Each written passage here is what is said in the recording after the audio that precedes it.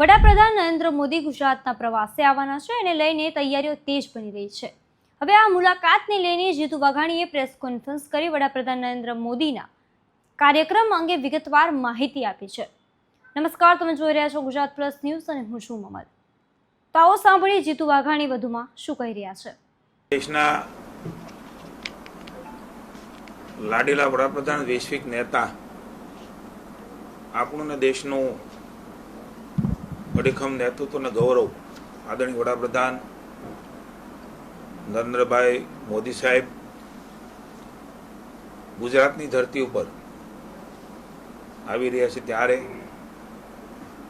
ભગવાન મહાદેવના સાનિધ્યમાં સોમનાથથી આજની આપણે આ પ્રેસ કોન્ફરન્સમાં ઉપસ્થિત અમારા સાથી મંત્રી આદરણીય અર્જુનભાઈ, ડૉક્ટર વાજા સાહેબ, ભારતીય જનતા પાર્ટીના અમારા પ્રદેશના મહામંત્રી, અમારા ધારાસભ્ય ભાઈ શ્રી અનિરુદ્ધભાઈ, આ વિસ્તારના લોકપ્રિય સાંસદ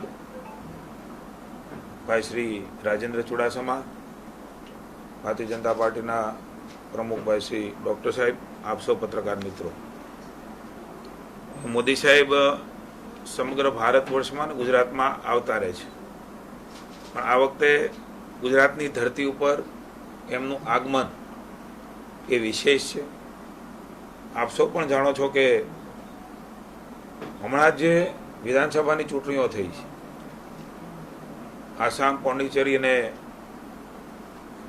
બંગાળમાં જે ભયવાથી ભય્ય વિજય કદાચ કોઈએ પણ વિચાર્યો ન હોય એ પ્રકારનો વિશ્વાસ એ દેશની જનતાએ લગભગ 22 જેટલા રાજ્યોમાં એનડીએનું શાસન, મોદી સાહેબ ઉપરનો ભરોસો આપણે સૌ જોઈ રહ્યા છે। બંગાળની વિજય પછી પહેલી વખત ગુજરાતની પોતાની ધરામાં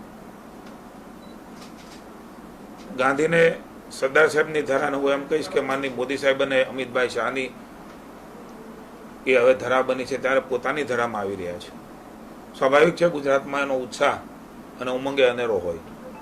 હું માનું છું કે આપણે આઝાદ તો 47માં થયા, પણ બંગાળને આઝાદી અપાવવાનું કામ એ જો કોઈએ કર્યું હોય તે જનતાનો વિશ્વાસ જીતવાનું કામ, બંગાળને સાચી આઝાદી આપવાનું કામ એ માનની મોદી સાહેબે, ભારતીય જનતા પાર્ટી એટલે દેશ પ્રથમ, નેશન ફર્સ્ટ, આ વિચાર સાથે ચાલનારી પાર્ટીનો પાયો મજબૂત રીતે માનની મોદી સાહેબ પર ભરોસો રાખીને જનતાએ નાખ્યો છે। એવું જ એક આપણે જાણીએ છીએ એ પ્રમાણે પહેલા મોદી સાહેબનો હું આપનો આખો કાર્યક્રમ જણાવી દઉં। 10 તારીખે મોદી સાહેબ હૈદરાબાદથી જામનગર ખાતે રાત્રે આવી પહોંચવાના છે। લગભગ